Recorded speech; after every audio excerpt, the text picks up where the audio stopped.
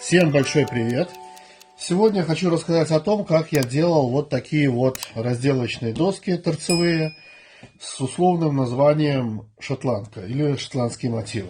Дело в том, что узор на ткани, который придумали в Шотландии, имеет необычный узор, который состоит из пересечения различных линий, которые создают между собой квадраты.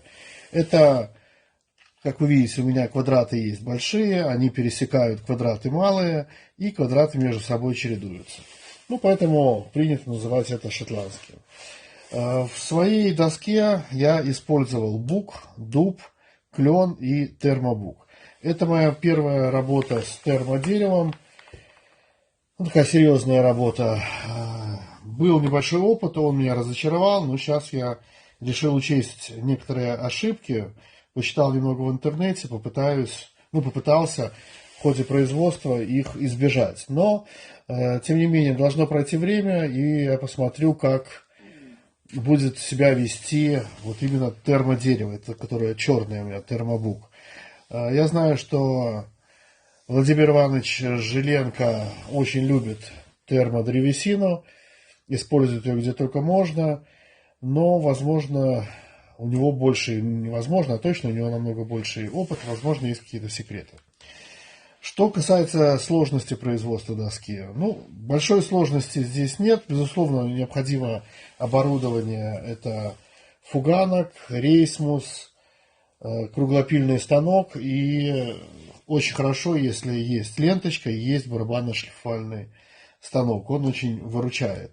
И шлиф машинки, это само собой. Сразу хочу обратиться к производителям подобной продукции, которые продают через маркетплейсы, либо через собственные интернет-магазины. Я вам не конкурент, я не продаю свою продукцию, делаю для себя, для души и дарю свои изделия, подарить кому есть. Если вы хотите сделать, по моему образцу, как я уже говорил, у меня под видео будет комментарий, в котором я оставлю ссылку, где вы можете скачать в формате SketchUp подробный чертеж. Вы можете изменять в нем все, что угодно, если у вас есть небольшие хотя бы навыки работы в SketchUp. Либо делать по тому шаблону, что я привожу. В конце ролика я скажу, что у меня получилось, что не получилось, какие я внес изменения и коррективы. Для тех, кто не любит смотреть длинные ролики, либо они ему кажутся слишком длинные, я говорю до свидания, до новых встреч. Для тех, кто хочет получить некую видеоинструкцию о том, как можно изготовить такую доску, мы встретимся через несколько мгновений. А как я сказал уже, остальным пока-пока. Еще раз приветствую всех тех, кто остался посмотреть, как я буду делать свою доску под условным названием «Шотландские мотивы». Сейчас я расскажу кратко о том, что нужно для того, чтобы сделать эту доску. Как я уже раньше сказал, 3 основных цвета, 3 основных породы и 1 вспомогательная контрастная. Будем считать, что 4 породы дерева.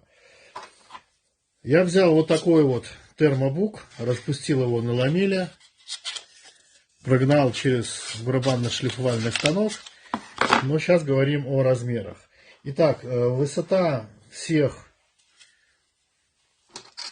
моих плашек 44 миллиметра, основная. Тут есть пару большего размера, но это не имеет пока значения. 44.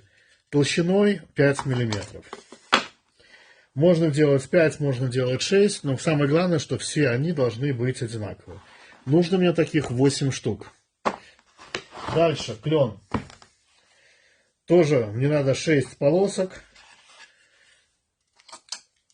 Толщина его 17 миллиметров. И, соответственно, высота 44 миллиметра. Я сейчас говорю о заготовках для доски, которые уже вчистую. То есть я их обработал, прогнал через барабанно-шлифовальный станок, разрезал сначала на циркулярки. Соответственно, делал припуск 1,5-2 мм и дальше сошлифовал. Мне так удобнее. Итак, 6 штук по 17 мм. Это то, что касается светлого дерева, в данном случае это клен. Дальше у меня идет таких же 6 штук по 17 мм, высота 44. Это дуб.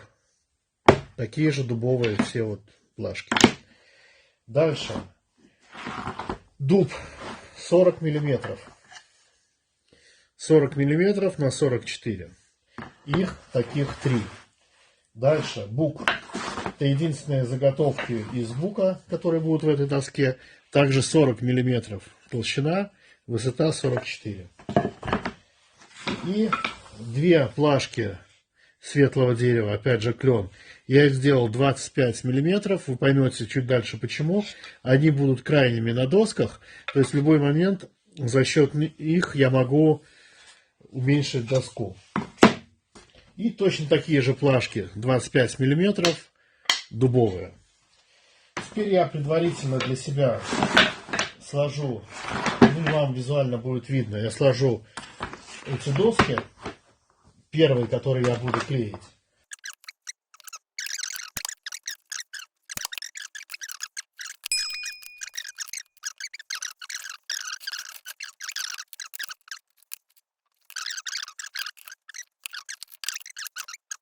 И третья дубовая. Все, вот. Сейчас я собрал 2 доски, которые я должен склеить. Клеить буду при помощи струбцин. Нет ничего здесь сложного. Но сейчас покажу. Традиционно ускорю. Буду клеить по одной доске. Хотя есть возможность клеить сразу все. Но меньше будет выгибаться. Поэтому склею по одной доске. Начинаю. Прежде чем склеивать, забыл сказать еще про один нюанс. Вот здесь у меня склеена торцевая доска из термодерева, из которой я потом должен буду сделать такие же тонкие полоски. Вот такие вот, только они уже будут торцевые. Пока я склеил, я еще не прогонял ни через рейсмус, ничего не делал. Вот такая у меня пока склейка. Но это я покажу чуть позже, но чтобы вы имели в виду, что всюду я буду использовать только торцевые волокна.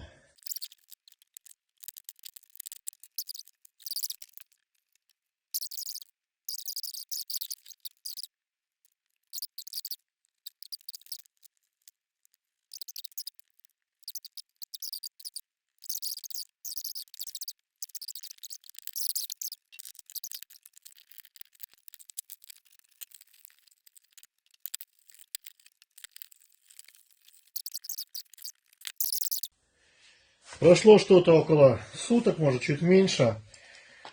После того, как я поставил на склейку, склеилось у меня 2 щита или 2 таких вот доски. Вот можете посмотреть. В торце они выглядят именно вот так вот. И вторая, соответственно, вот так вот. Так они будут складываться. Уже само по себе интересно изделие. И третью, что я обещал, я склеил торцевую доску. Я ее прошелся на фуганке, сделал базу 90 градусов. Сейчас я буду резать и буду делать полоски торцевые, которые потом у меня будут идентичны вот этим полоскам в 6 миллиметров. Но это чуть позже. Первое, что я делаю дальше, ну не первое, а следующий шаг. Я беру вот эту вот доску, которая у меня дуб, бук и термо древесина, и режу ее вот на такие полоски. Ширина полоски будет 37,5 миллиметров. 3 сантиметра 7,5 миллиметров. У меня должно получиться 12 таких полосок. Я хочу сделать 2 доски. Высота у меня получилось 41,7. Дальше я еще пройдусь на барабанно-шлифовальном станке, перед склейкой, чтобы они хорошо склеились, потому что буду склеивать по пластике. Я прогнал сейчас через рейсмус Но тем не менее лучше еще будет потом каждую прогнать. То есть у меня будет порядка 40. Вот эту доску я тоже разрезаю. И термодревесина, как я уже сказал, по 6 мм режу. Сейчас я подготовлю весь материал, все порежу и дальше покажу. Это будет более наглядно, чем сейчас рассказывать о том, что буду делать дальше. Нарезал я заготовки, как и говорил. У меня получилось 2 доски, в каждой по 6 блоков, в которые входит дуб и бук. И по 5 блоков, куда входит клен и тот же дуб. Также нарезал вот такие заготовки, тоненькие, которые будут располагаться вот так. Но здесь надо уточнить одну важную вещь, что вот эту вот заготовку кленовую, ее надо будет сейчас разрезать на 2 части, чтобы сюда положить вот этот блок из термодерева. Разрезать ее надо таким способом, чтобы, когда мы вложим сюда вот этот вот из термодерева этот блок, чтобы получался тот же квадрат в 40 миллиметров. То есть мне надо будет сейчас вычесть 5 миллиметров, 5-6 вот из этого. То есть сейчас на ленточке я буду отпиливать, грубо говоря, вот так вот. И вот так вот. И у меня получится там 2 части. Сейчас я сделаю и вернусь. Ну, хотя бы одну сделаю, покажу. Я распилил на ленточке на 2 части. Пока на 2 просто ровные части. Остальное, наверное, или на шлифовальной машине это сделать, это будет проще. Вот. И вот такая вот картина у меня должна получиться. То есть вы понимаете, сейчас я разрежу все. И потом буду так вот составлять узор. Ну, сейчас давайте для начала нарежу все кленовые и опять включусь. Подровнял я все половинки, сделал беленькие пока по 18 мм. Сейчас мне еще надо все отшлифовать. Вот такой предварительный расклад доски. Посмотрим, может быть, сделаю ее короче, без таких вот 2. Потому что на данный момент она, я, в принципе, так и планировал. Сейчас она получает 47 сантиметров. Ну, мне такая нравится. Ну, найдутся всегда хейтеры, которые скажут, что это меньше, уже. Другие ножки, другие срезы. Ну, иммунитет выработан. Но это так, лирическое отступление. Сейчас иду шлифую и встретимся уже перед склейкой, либо в процессе склейки уже готовой доски. Закончил я подготовку всех деталей, готов к склейке. Склейка будет достаточно сложная, потому что надо совмещать элементы по полоскам и следить, чтобы они не разошлись. Итак, первое, 2 бруска, потому что буду прогонять через рейсмус, 2 бруска жертвенных. Сразу, чтобы не забыть.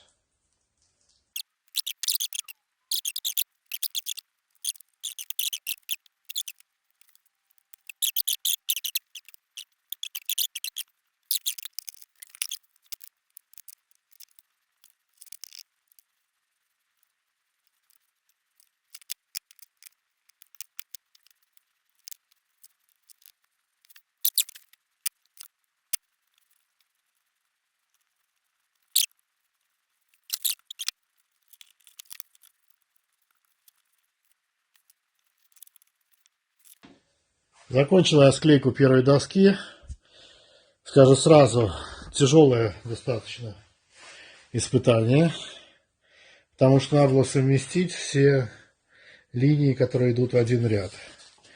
И очень много, тут получается 6 плюс 10, 16 элементов, которые надо было совместить в одну линию. Ну, не знаю, как получится. Смотреть надо в любом случае на конечный результат, чтобы понять, каково это. Ну и само собой старался совместить по горизонтали, ну, при помощи таких струбцин. Достаточно тяжелое, но увлекательное занятие. Вторую доску я буду клеить немножко по-другому. Я соберу сначала внутренние элементы, склею их отдельно, а потом уже буду собирать доску. Потому что так будет намного проще. Тоже будет отдельный элемент готовый. И таким образом потом уже из готовых элементов я соберу цельную доску. Не знаю, возможно сниму, возможно нет, но в любом случае пока не прощаюсь.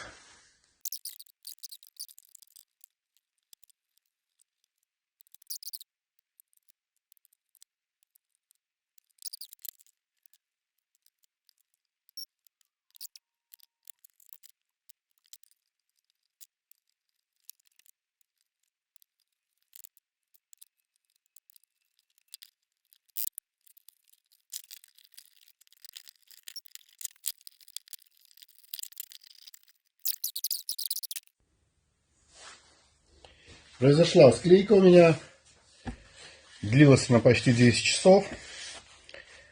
Дальше, как я и планировал, прогнал через рейсмус доску. Дальше при помощи каретки я отторцевал длинную часть. Потом прошел на фуганке эту же часть. Ну, сделал вот так вот ровненько. Доска у меня получилась толщиной 35 миллиметров. Склеилась она, ну, по крепости, конечно, хорошо. Вопросов нет. Есть небольшие смещения. Это моя ошибка.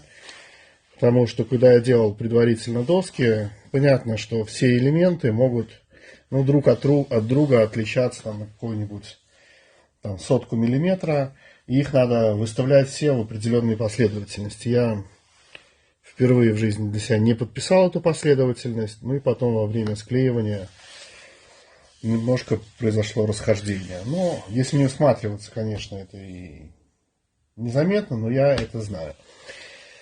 Второй вывод, который я сделал, безусловно, сначала надо склеивать вот такие вот элементы, которые тройные, то есть 2 клена и термодерево. Их надо было просто склеить до полного высыхания отдельно, а потом собирать всю систему, тогда проще контролировать все. Следующий вопрос, который меня мучает, это длина доски. Она у меня получилась 43 сантиметра на 28. Это близко к золотому сечению соотношения сторон.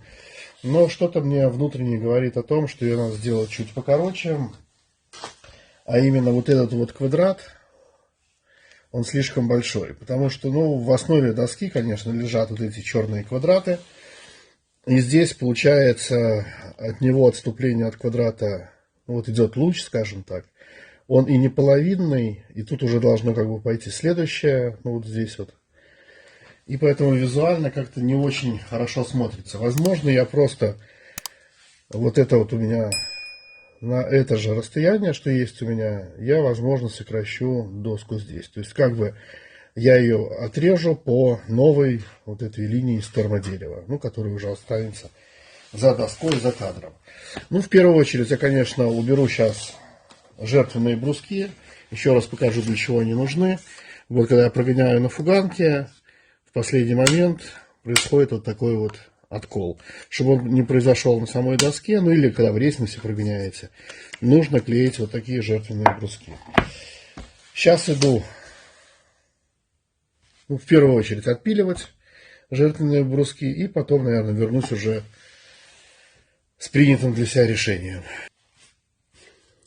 Сделал я обрезание своим доскам. Вот вариант, где я подрезал квадрат. Ну, вернее, не квадрат, а лишнее отрезал. И вот вариант, где лишнее не отрезано. Ну, даже не знаю, какая лучше, какая хуже. Наверное, на вкус и цвет товарища нет, но что-то мне подсказывает, что вот этот вариант, он как-то лучше. Хотя это более такая массивная и похожа на доску.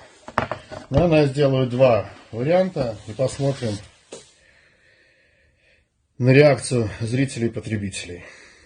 Поэтому напишите, какой вариант лучше. С полным квадратом, либо с таким же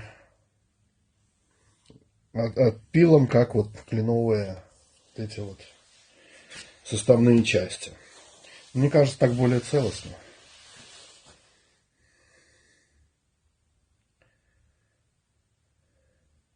Не буду я советоваться со зрителями-потребителями. Все равно напишите, что лучше, я сейчас просто отрежу. Решение принято, дело сделано, отрезал. Мне кажется, что так будет лучше, но вы все равно напишите, как вы считаете. Так появилась некая целостность. Зато у меня остались вот такие вот отпилки. Вот это мне еще осталось от кленовой доски. Поэтому я быстренько склею сейчас, ну, может чуть позже, склею еще такую досточку для хлеба, для нарезки хлеба небольшую. Ну, да. Посмотрим. Ну, выйдет доска сантиметров 14 шириной, 27 длиной. Посмотрим, это уже дело следующее. Что делаю дальше? Одну из своих досок я делал спил под 45 градусов, ну, для того, чтобы браться руками. Но это не всем нравится, далеко не всем. Поэтому в этот раз я, наверное, поступлю классически, без творческих экспериментов. Я сделаю ручки, ухваты, ну, с обратной стороны при помощи фрезера на фрезерном столе. Сделаю, ну, по всем вот этим вот граням я их уберу, вот эти 90 градусов. Либо пройду какой-нибудь сейчас обгонной фрезой радиусной, маленькой, какой-нибудь там 3 мм, либо ручной шлифовальной, как он называется, шлифок, ну, вы поняли, вот такая вот штука. Пока прерываюсь, буду настраивать стол для работы фрезером. И встретимся уже, буду делать ручки. Перешел я к фрезерному столу.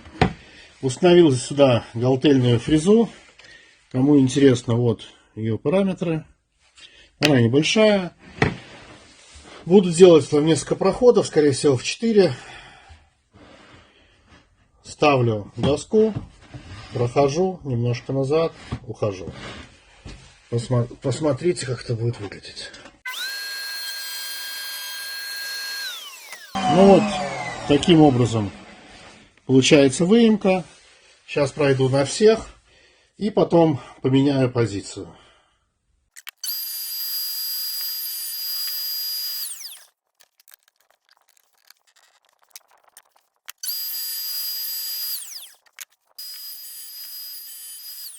Ну, вот такие ручки у меня получились. Ну, в принципе, за них достаточно удобно хвататься. Сейчас с помощью наждачки я еще здесь подшлифую. Вот, теперь хочу, как я говорил, снять небольшую фаску. Для этого мне надо будет сейчас поменять фрезу. Сейчас поменяю, включусь.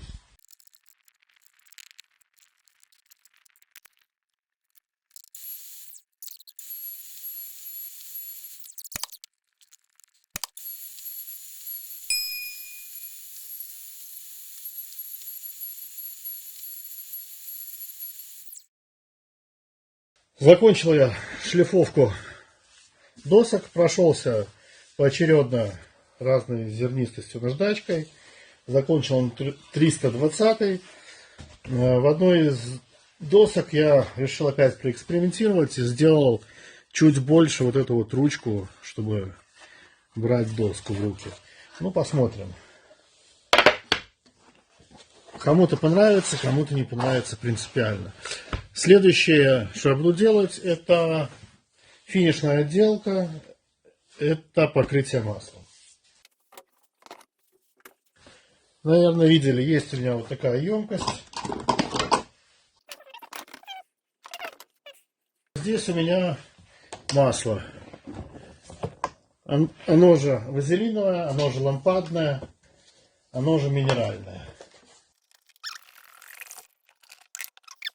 Самое интересное, то, что я люблю обычно в таких видео, это погружение. Сейчас сделаю так, наверное, будет лучше видно.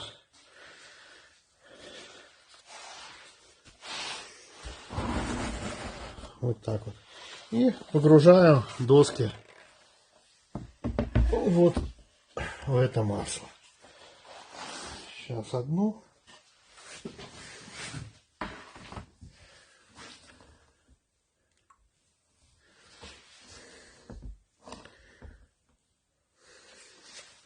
Ну и сразу вторую. Пускай подружится.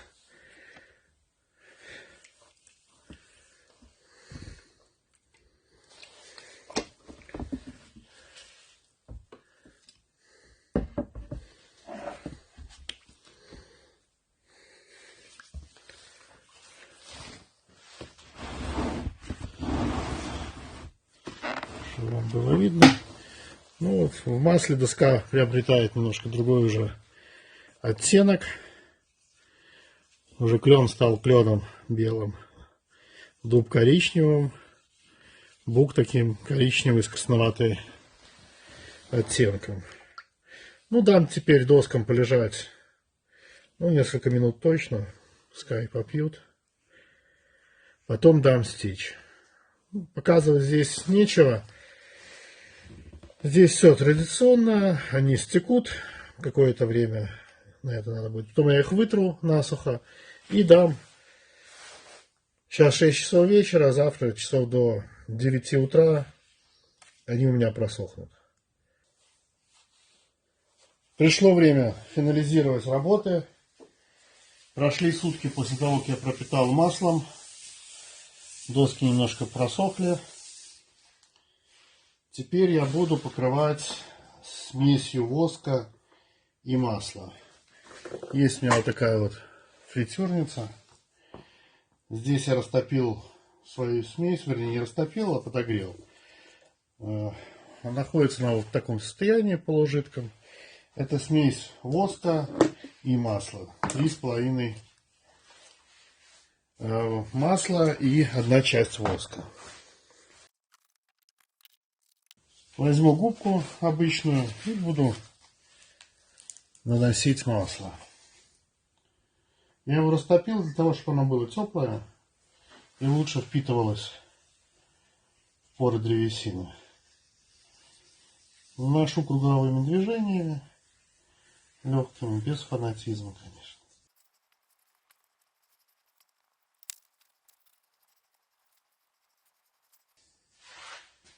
После этого беру тряпку, ну, в данном случае салфетка из нетканного материала, и располировываю по всей поверхности, где я нанес.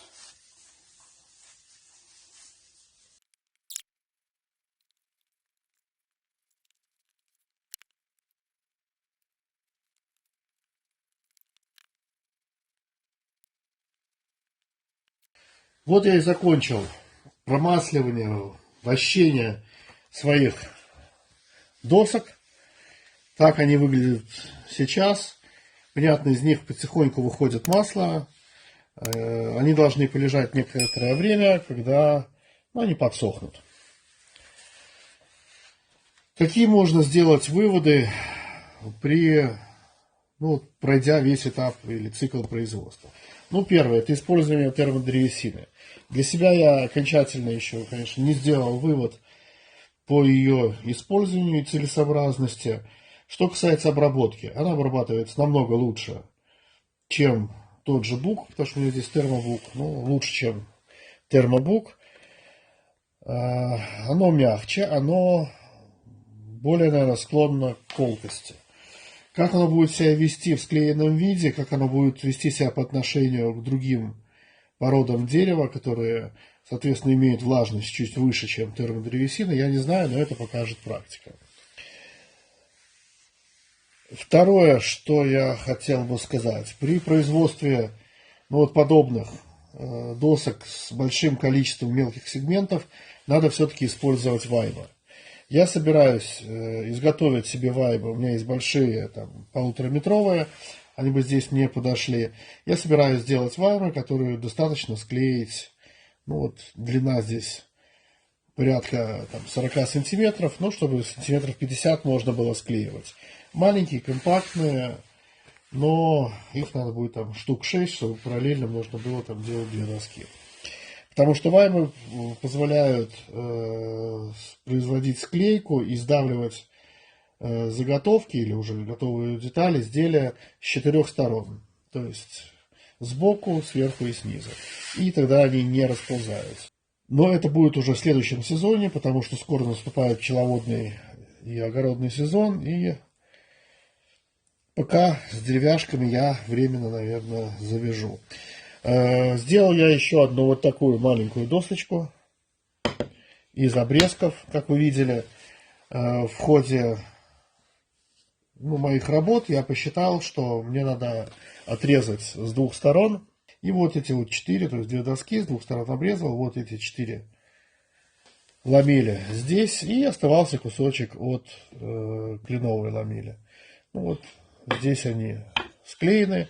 Небольшая досочка получилась. Ну, на ней можно нарезать хлеб, сало. Можно использовать в качестве подставки, если кому-то не жалко.